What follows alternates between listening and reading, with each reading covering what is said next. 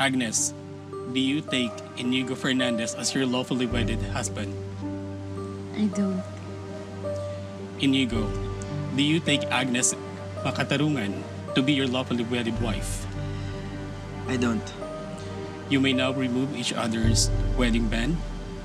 State your pledge of hate for each other. Nung una kita nakilala, akala ko ikaw na yung the one. Pero hindi pala. Sana hindi na lang kita nakilala. Waste of time.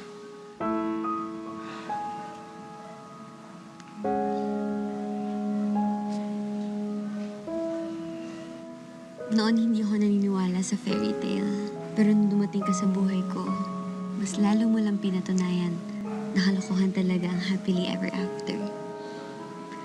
Thank you for the memories. And by the power vested in me, I now pronounce you separated. Maaari na kayo maghiwalay at magkanya-kanya.